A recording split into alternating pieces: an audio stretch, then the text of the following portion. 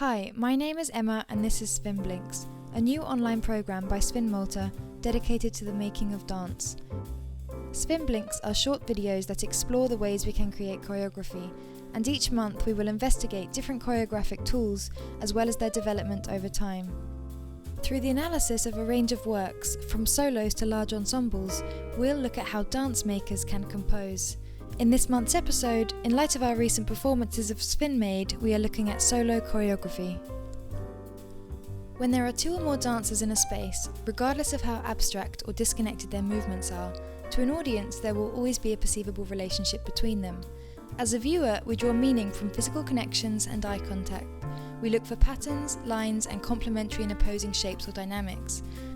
With the solo, the only tools a choreographer has to work with are one body, the relationship of this one body to the space around them, and the relationship of this one body to music or sound, as well as the other elements that can be used in any choreography, such as props, lighting, set design, etc.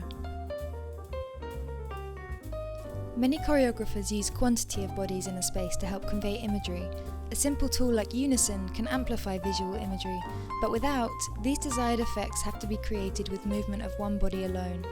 With more bodies, we can also create complex and interdependent structures and patterns, with visually stunning transitions, but with just one dancer, there are no relationships to or contact with others, which makes conveying relatable human experience slightly more of a challenge, although arguably, in some ways, a more intimate experience as a viewer. Ultimately, seeing this human connection is what often makes dance so relatable, but with just one dancer on stage, this connection becomes then about the performer and the audience. For the performer, their presence, clarity of movement, ability to use time and rhythm, and communication with the audience suddenly become highlighted and far more integral to the work, meaning these skills have to also be addressed in the process. The responsibility of the dancer is far more than it would be in a group piece. Many choreographers create on themselves, because who better to express their intentions? In other works, the choreographer gives all of this responsibility to one dancer, who will have their own unique way of moving and interpreting movement tasks. We each have our own movement signatures, a culmination of a lifetime's worth of experiences and learned coordinations. And the challenge for the choreographer is to find a common code or movement vocabulary with the dancer they're creating on, which both suits the dancer and allows them to express the maker's intentions. This can be as collaborative as the choreographer wishes, and may create further possibilities or imaginings of how the material could look. Regarding the way space is addressed, choreographers have to ask, where am I placing material? What purpose does this serve towards the concept of my piece? One great example of how the space can be used is in Xenos by Akram Khan, who seemingly uses the division of space and levels to represent different notions throughout the work. The use of consistency in the choice of stage placement here is used to reinforce an idea or narrative.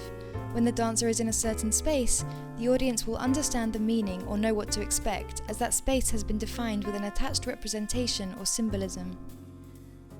Even just the placement of a single body in a space, without the extra layer of choreography, can create powerful imagery or connotations.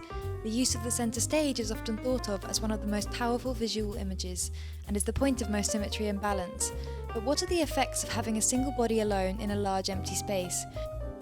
What happens when the space is purposefully restricted, or one area not used? Of course, there are other elements that a choreographer can use for a dancer to interact with. Russell Malafant created Afterlight in 2009, with the lighting design by Michael Hulls being an intrinsic element to the choreography, something that continually complements the movement physicality and interacts with a moving body, acting almost like another body in itself. If we refer back to code, it's also clear that the choreographer has established a clear movement vocabulary. As the work develops, it maintains a single movement principle of spiraling, always with stylized arms and head. This consistency, and the idea of not trying to translate or explore too many themes, is what makes the work so coherent.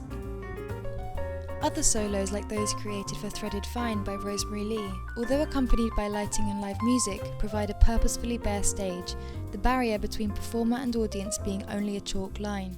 The audience can watch the dancer from any facing, and the proximity creates a feeling of intimacy and an easy and natural connection with those watching. The purity of setting creates a powerful focus and intensity on the rhythm and movement of the dancer themselves, As a durational work, the lack of other objects in the space means the emphasis becomes on the difference of interpretation by individuals of the same solo. Film has also been used as a medium in dance to further capture and enhance this intimacy between audience and performer that solo works often create.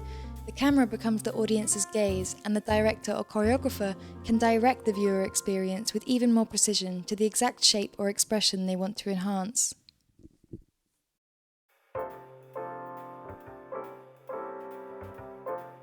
Thank you for watching, and for more content please subscribe to our channel to be notified when our next blink is released. Follow us on Instagram and Facebook for more information on our programs and performances.